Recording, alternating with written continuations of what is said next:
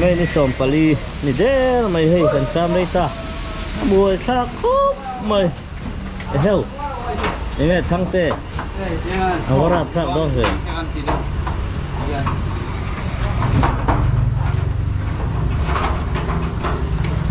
nó pui đón về tiếng là tám tháng có tỷ lệ thành chứ nếu mà một này có lại sẽ tám mong nó tụi qua là cho nên nhưng mà các học nhiều là sim cây giống rồi अभी खत्म हो गया आज में खत्म नहीं है खत्म नहीं है खत्म नहीं पूरा बाकी 12 बजे के बाद में खत्म हुआ ठीक है कल में नहीं आज में 12 बजे के बाद में खत्म हुआ ठीक है अभी शुरू किया है हाँ sẵn xiêm này kia hey lấy lon tới hiện fit đòn ạ hiện tới motor xiêm hi nó nấu ăn dịch vui vẻ rồi mấy mà rồi tôi hỏi nè cái này bộ ăn hả ăn trăn về thầy toán hey hết tiền ăn lại tới hi in đủ chuan cái này nè lấy tủ rõ mà nè này chả chi hậu khát thế sao hiện cái này nó miền vào lấy vàng vàng này thế này hiện này ăn chuyện pa bác sĩ mình radiator mình còn chả còn sập đồ ăn bọc à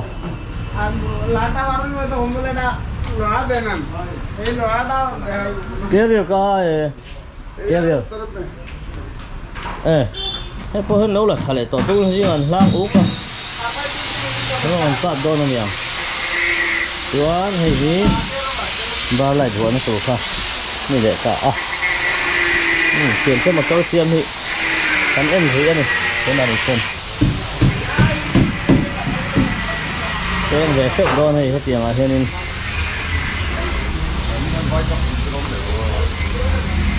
anh rùa một tao có chuyện em xin tiền xin tầm lang của anh gặp tiền nó đi giá nó mì tu một tốt rùm lệ ô đi giờ nào mà tốt rùm lệ tợ sai lắm đi dẫn nó sợ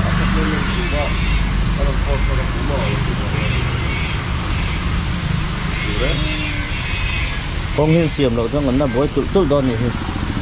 pura tak kan bối đòn xiêm hơn hay là ông tổ đòn này mình rồi ta rằng con là trên kiểm soát ba đầu tu lúc về lấy đâu hai đòn thì cắn cắn lắm đấy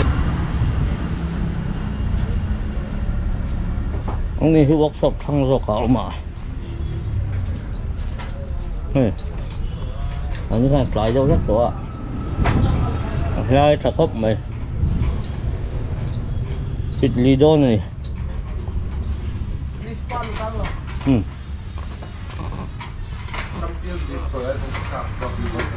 hey motor xiêm hi mo anh đi ở trong cái complain đó này ô mà Champions League rồi con cái đủ vào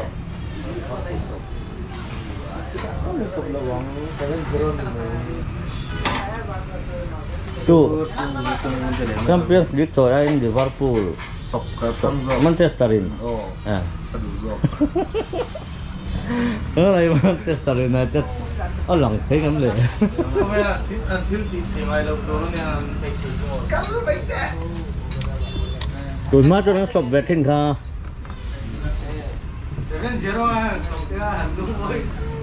nó dấu lờ ngoài bốc cái đó này hay chứ thì phát lo là sẽ cho nó thì mấy đâu ra cắt đôi mì nó mà nít thì phải được không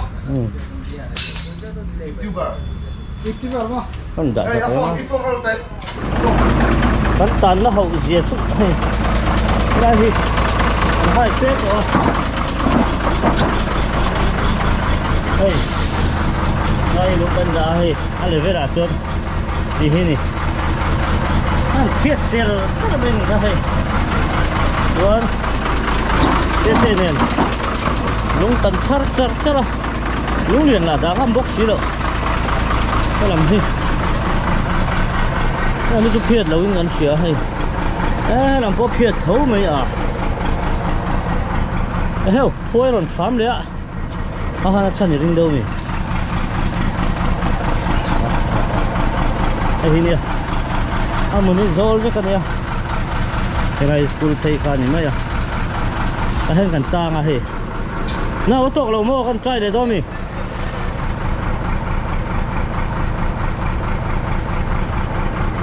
yang về hi ni à chân chú hey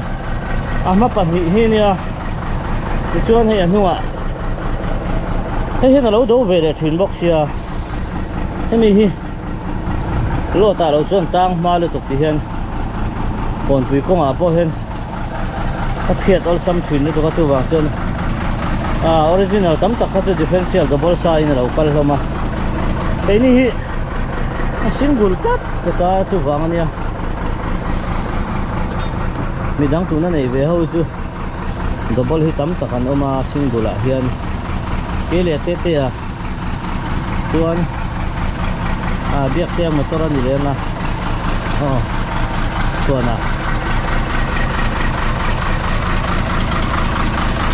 không phải lý ba khi double lâu hi cái năm lâu gì rồi em đây em ô chạy liền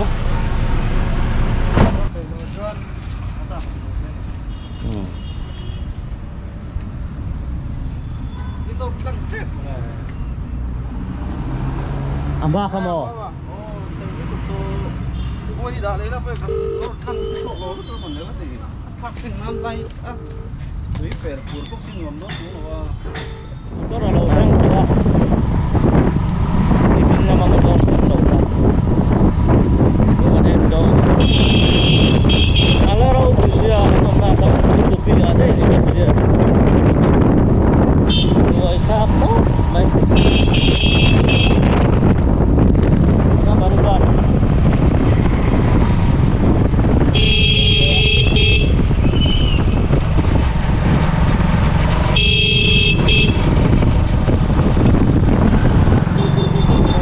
apa ikin meron pura doin motor yang ngantal lawa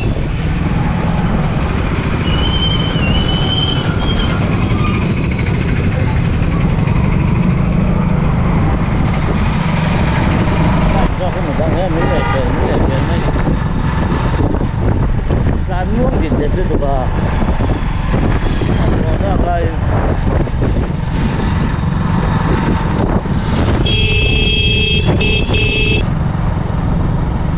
là chúng tôi cho đại nua mót tăng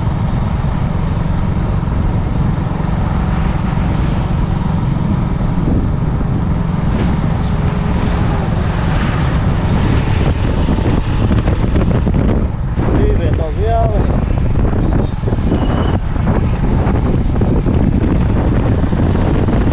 không như cái này bảo nghe cái đầu tiên là cái ngay dòng chuyện thật là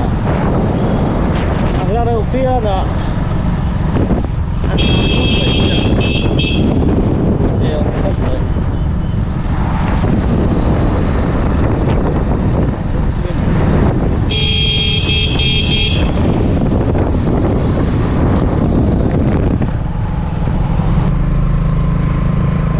maka taman ini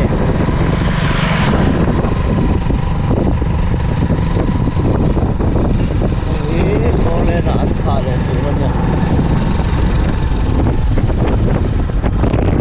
hari memang motor lo om ke boleh perlu periksa masih ada jauh lah boleh lah ini mo 6 lane ya मैं 6 lane करता आगे में फुल लेन है या मैं बोला ये 6 lane है ना हाँ कहाँ से 6 lane या मैं 6 lane करेगा ये मैं 2 लीजिएगा हाँ बोला लाइन रुकिन कल दो ने थी लाइन रुकिन Tuan, 4 lane tu so tapi atang ina ni eti. Hey, ruasu na sa pakatun ni kata. Ni cok mai. Ni na kan kal na bok khania. Ni na hai ta kan kal to. Matok su matok kan la afi lo. Ni ra jon hai kan buzau thei ta.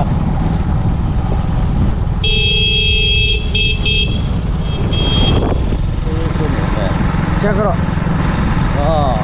है तो ही दing vàng mấy अच्छा करो driver का है ये ड्राइवर तो कौन सा गाड़ी का ये गाड़ी ये गाड़ी मेरा चाहिए हाँ ड्राइवर कहाँ हम मिस्त्री लेके आता है हाँ हाँ इसी से मिस्त्री कहाँ आगे में हाँ hey hang au ini san lama heng double pon kanga ni mina kasayang khan hei he ta hi ti hi ni hei ai an rot po chat pheng phung mai double differential po atan chuan in kai ni tan chuan kalongai na om lo reng reng kan tan na ho zia kha chuan kalak tu ma hi heta mi hi ni ta a nge oi li cái chu oma mà rồi chu kapoi ti vak lawa oi si thak tu ro ni maya ei hi ni chuan oi li cái chu poi lo oi si kan thak ang ei hi ni ta slot nó thật nhiều khóc mẹ không đầm chu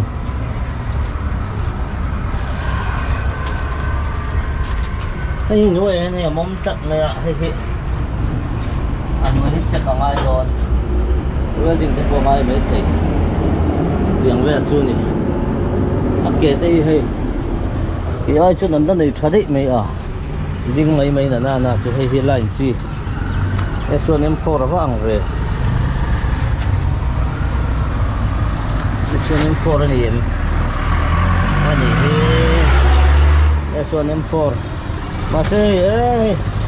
gai là ngà chuan hay hi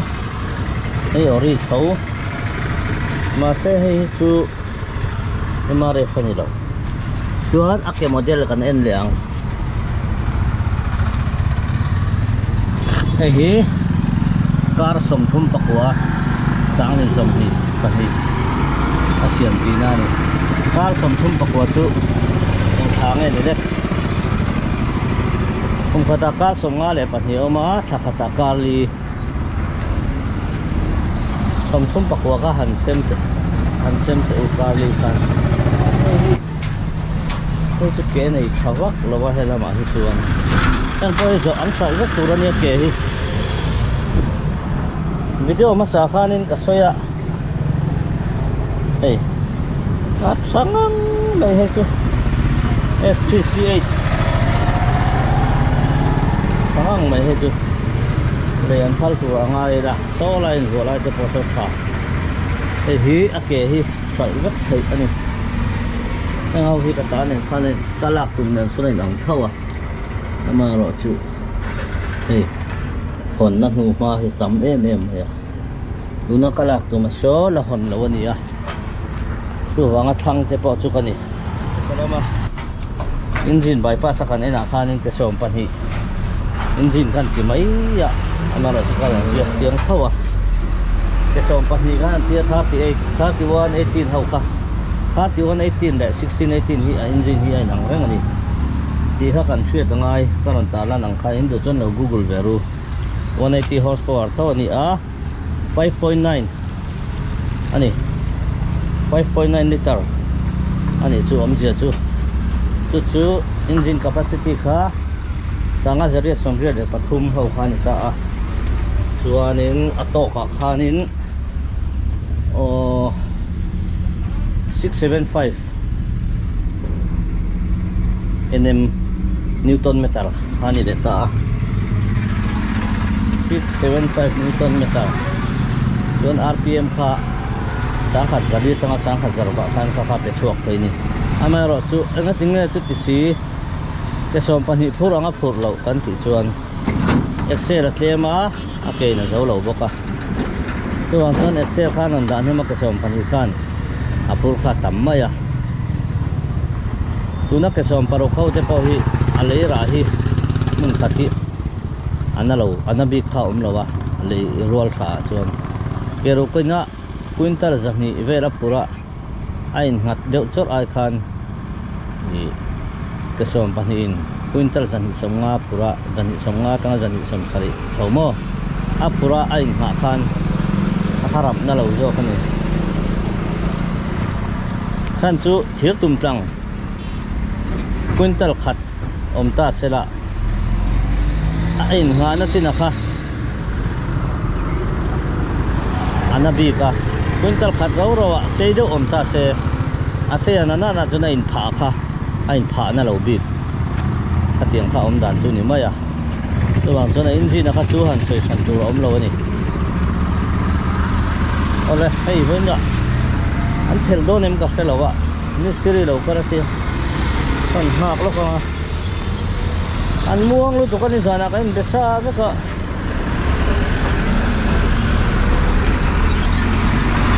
inga kwa kan chana ti ve chu ta ma se hei tuna hendar dar khat le chan ve ri der to a khatiang vel khan ni vai ho tu aboi thak lut tu kaman mo to bok si kan cham rei ve to bok nen azon chung ring ot po hau tak ta sutar kan dia kan jukala Bangladesh border a ra le lam Bangladesh ania le lam India nia tumi mun a chong kan jukala Karimganj satanga pe nga phun ania a khai aboi thak khop mai tir du pi tang kan phaya he bai ka min thur tu ka aksara nia to workshop a phaya nga chia tola ya khan khati kha la ni la tang bok sia mala kha re me me ya tuang so he pat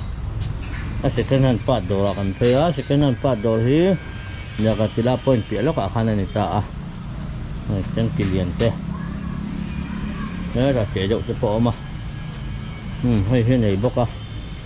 motor ke hi eta point hei au la da nuol ma ya nylon ve radial ve ni he nylon hei po hi ama mo tan tana that thau se karinga mani na ma aziu chuan he la ma hen engine te po da nuola gear te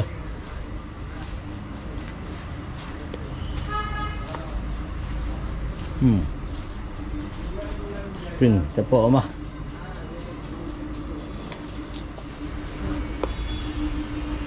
aku 12 valve ani he Cummins thawani ya 12 valve ani ya EC hey 24 valve Saki 118 1618 hey ka hi ama aktara bai gen min pro chan muang lu tu ka kan thang rai lu tu ka Eton gear pale. Eton gear kin na Eton gear 75,000. 75,000 oh Meherpur में 65,000 है 65 भी है ये 75,000 seal gear है ये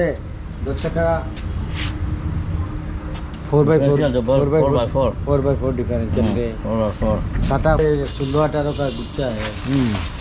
differential setting तम में ये लीलन का है ये तो गाड़ी है ये लीलन 12 ये टाटा ये टाटा ये 4x4 है ये टाटा गियरबॉक्स ले क्राउन ले ये ब्लॉक ले बहुत है ब्लॉक ले ओ ब्लॉक ते पो हेड ते ले ड्रम रूम में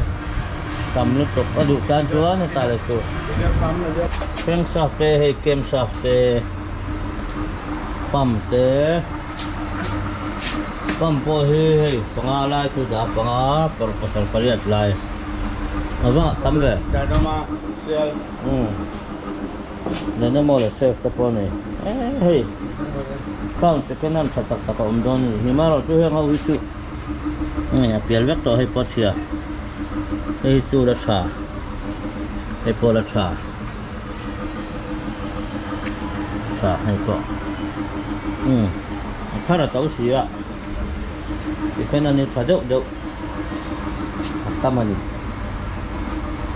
pressure brake ko tam mai fly hood te hay gear part po tam athar ti thai chon atluk chu om lo ma ro chu motor lian a hi chon athar reng han man te har sa Mabikin 1918 tata pay ka to gear ka an sedu MMA 75 gear ho ka kan thian te tam tak ei setu ni tata 1918 ka a motor chu chak tha a maro chu gear te lu tu ka tuna hian ti thei te 95 gear te nan han thla ka na ta na ni maya a then i ton gear ten ama gear ngau kha chu a tha tho do han fak na tur om lo ni mà sẽ ở mặt to rồi ero chu engine ero chu du chu sama ni vela thunga ni hei turbo te polet rem maya self te nen mo tam khop mai second an hi kan fak lam ni lawin kai ni a chuanin kan mang na sa han soi sel tu hi aom ka ti lo second an pha na chu spring te po hi second han hi an le na sa aตัวทารหันในเห็นอัธารเวกตัวที่โจนินรินาเห็นหาวตะกะตัวนั้นสิเข็นหันฮีมันเลยนัสวานี่ฮีขับซาฟเตปอนี่ฮะ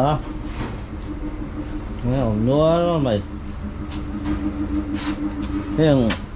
อินเจคตัวล่างเนี่ยเราที่จุอัธารง่ายให้ดูทุสามันนี่ไอ้นางเราคุณภาพฮีอัตโตเนี่ยน่าจุดชาตัวน่ะdifferential ก็ลากมาตัวละเห็นไอ้อินจินจุดช่างไม่fresh ลุตุกอารีพอละดิกลุตุกปริงอดไม่เมื่อขัดสิงหิเวลินะบทลีทยาจุดมาดูข้าชวนอินจินมาไม่นำพดชวนอินจินอัตมอินจิไม่เทมาแล้วจุไอ้อินวัวลายชาเพียรเชนกันในนี่ดูนำชวนnó dọn đón nhớ BS3 cái tiếng chết thì hình như 24 valve này 180 horsepower cái số pan hi để cái 618 hậu nan man ang khan nhớ अभी खुलेगा क्या मेरा गाड़ी बाहर आने से खुलेगा तू बाहर फोन करेगा फोन करो हाँ ठीक है इलेक्ट्रिक नहीं यार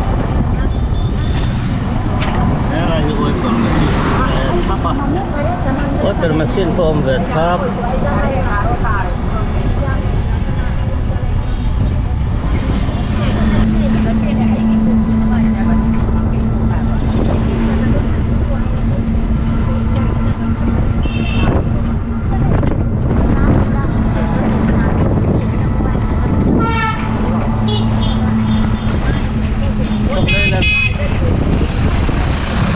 motor te zor nane kaka don khop mai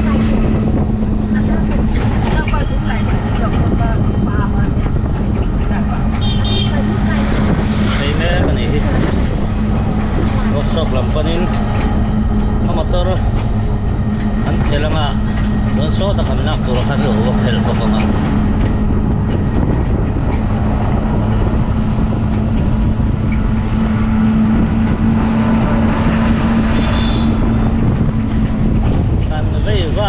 itu kan akamong baik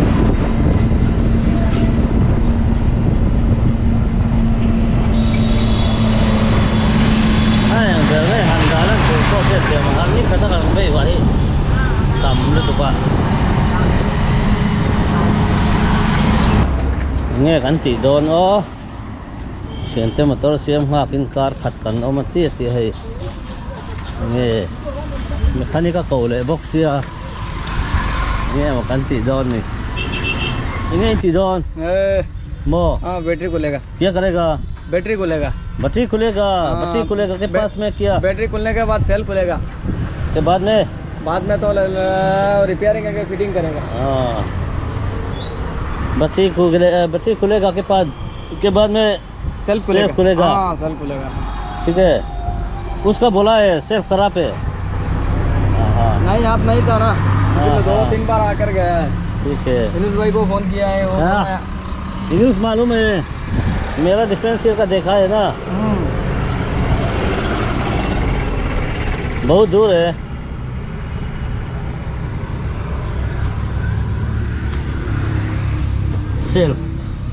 self CM दोनों नहीं है लुक दाव ना ओ Hey. Mình ngạc char in tia he ta pui hiu mà sẽ tổ pa chân hiền son lẽ à बुशिंग चला गया है bushing carbon भी bushing अच्छा है हाँ बुशिंग भी कार्बन भी चेंज करना पड़ेगा ठीक है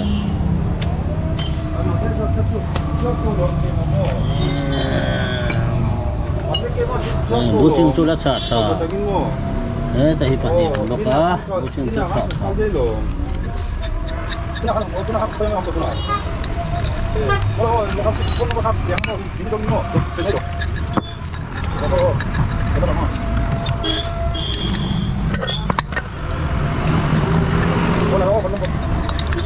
Double 9547.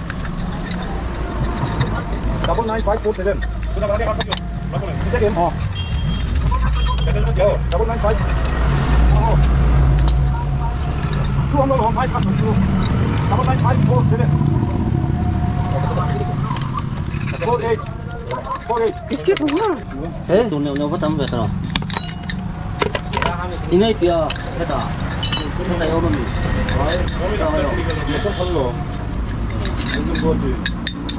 số một tụi con mà mình có cho nó kiếm về à em cứ biết rồi anh thì cái đi mà đi mình dấu trong kiếm nó pha hey ai có दिया भाई không mấy cái này दोनों तरफ चला गया है đây pa mo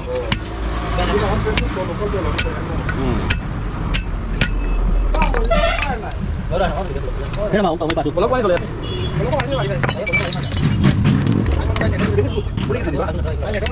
हैं बैंडेज दिया भाई बैंडेज क्या बैंडेज पूरा खराब है बैंडेज पूरा खराब है बुशिंग भी लगेगा कार्बन बुशिंग बैंडेज तीनों लगेगा कहाँ से लिया तो इधर से ले जाएगा इधर से पहले सफाई कर लेगा रुको ठीक है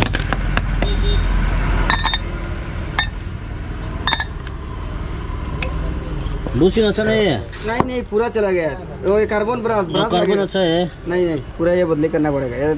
तार पूरा चला गया होना बोल था cái nào sao mày đó mình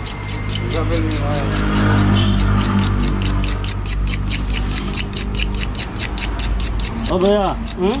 पूरा कितना चेंज करेगा हिसाब करो पूरा मेकिंग वेकिंग लेके हाँ सामान सामान तो वर्क चार्ज का तुम्हारा होता है बाजी ईश्वर बात बेंडिंग से कुछ देखो साइन तो 0321 7140 7140 इधर में है हाँ इधर में सब माल मिलेगा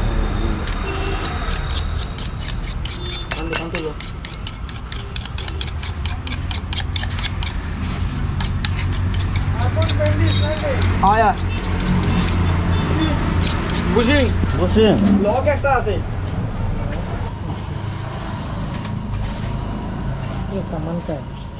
ये सामान है ना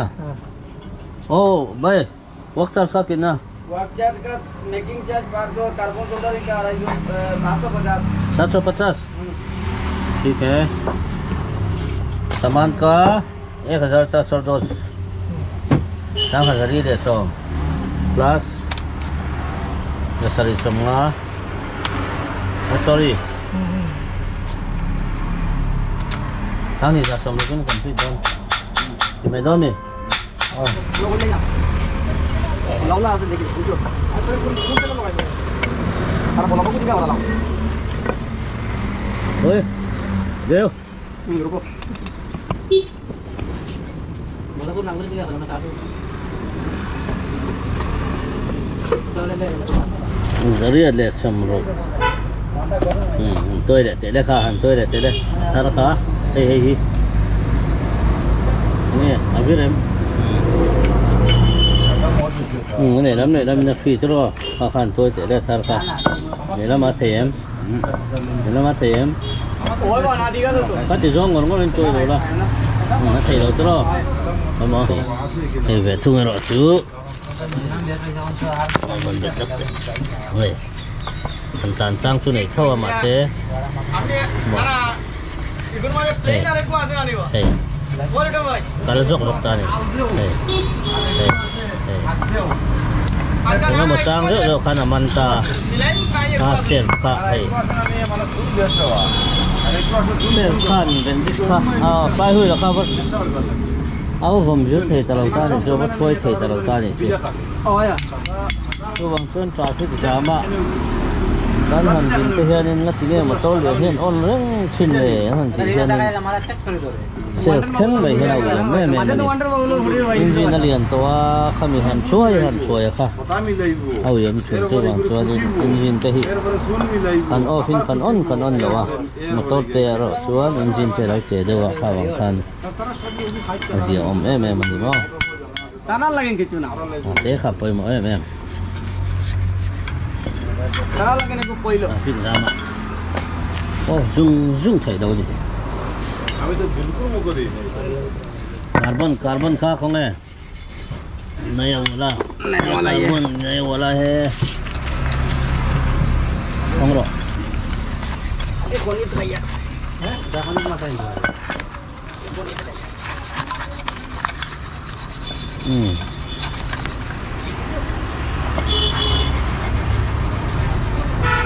คุยครบหน่อยเถอะมันจิขัดโต้นั่นนี่ बेटा रे नाका कैसे किसके काम कितना ना बोलो तो बाप क्या बोल रहा था तुझे वैसे पता चला अरे तो मेरा काम अरे अंदर बोले देखता हूं तो तो नहीं चख ये तक चूरन नहीं लो ऐसे हंता का चूरन ही दो ठुसा मन ये है हाँ ना सकता है कोई ला मार बोल लेकिन हमारे है नहीं यार सार तो रहा शेर ते हन ही बोल था का तो वंजन हाँ लो नहीं ओ जुमाला टॉर्च लाइट दुकान पर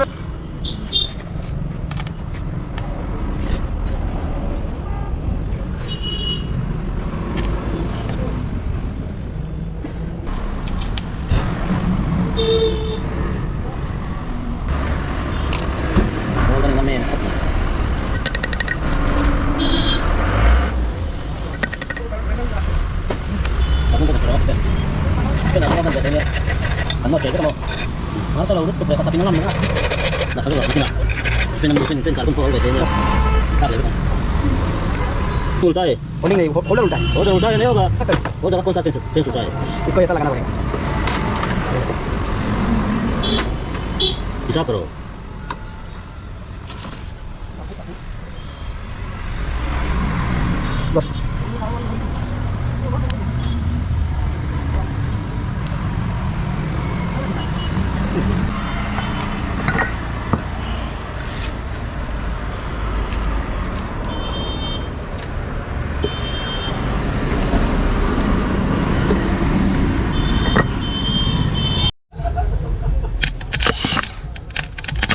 Này.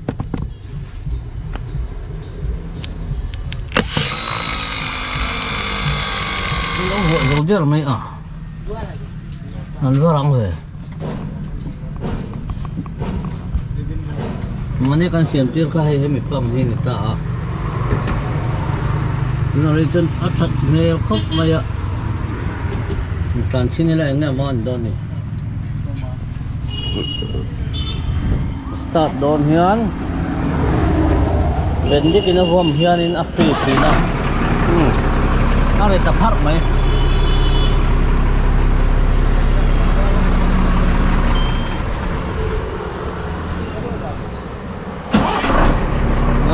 Bắt cho em.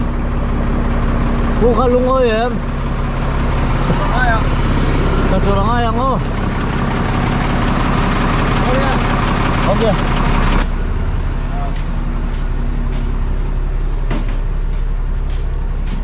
Rong hình chưa tỏ đó mì bùi đó nó nhiều cái hệ này chụp qua hey em hệ aru cái gì đâu nhỉ chân khát ruột hết chỗ ăn ruột cái này hay pon phê rồi Hey, pel thấu mỏ. Sung kia được xin tệ. xuống ăn xin không nghe thì đó cần em nắng hey hey đấy acid tu hey hi người ta này hey hi nào ông lại đó nè tiếng này là chắc hiện finish down cả phải đâu thế là hiện speaker đã mà nên phải nhà hiện môi down khóc mày cái là sung hi anh là buổi cuối lễ mấy ca là cái nào complete thu nào còn em lên à MZ05 anh này đó là gì gì môi down khóc mày là cái nào seat complete thu nào anh em đó nè chuan hay seat hi sổ thấy anh ta nên tôi á này tôi đậu chú này rồi thì thế nào ông đón nhỉ thế đó là hắn chill chú đã nọc chú em đón đâu nhỉ ông đã chú nhỉ con thế mình xịt đắng lẩu chú cho thêm ai đón tí nào nhỉ mà ngay dia mà hen rần đấy ạ chuan này nó ta này sao mình cầm lúc tục sợ là khi nào lo tay khong thì anh này cái gì này cái này anh để Allah đi phải mình cầm lái tập đầu tiên anh khong rong anh khong thì anh này số lại số sao ori ni đâu rồi ori thì ori tăng nó tụt mà lên coi số một con nào hangar kami cuma kan lot lah kasi ay khong ripuk buk thengam le kasi mà thế amai ori ni amai to belmi oh hey helai ti to belo to chuan ani le hei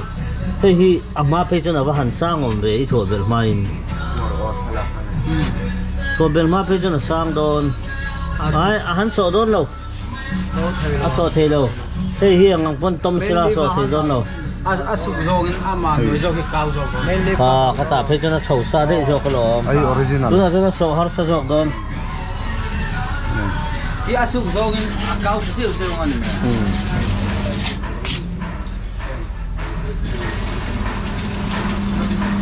okay hian hei 1120 ron mga ni a phone hem chura duan ani a ke ro ka ni box ya ting ni don ni motor mana tawa capacity kan han ti hianin capacity angor 19 ton dingo ta an food road chuan an dik thei don si lawa motor mana tawa ake man poliana tu wang chuan ake le na wang te khang wang te khan body po ari don ni an la den uai ta kha chu 19 ton an food don chuan an pur kha tlem don ni to ka tina body te po henon tilian ani purnem tura don ani wang hian Unen tura dua ni wang hian body po henon tilian to ta tin gear te po em kim henon tilian veka gear hi ek gear thenga oma chuta si gear ala om le a to tianga motor an upgrade to lai chuan helaya keruk nei ngongau ne na su dual tap khatru dik thai don lo ani original đấy apat kabe no sil kamo anh ru đây gel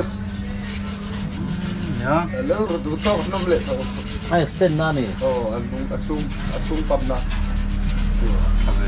ai sẵn là thật sự ôm đầu dân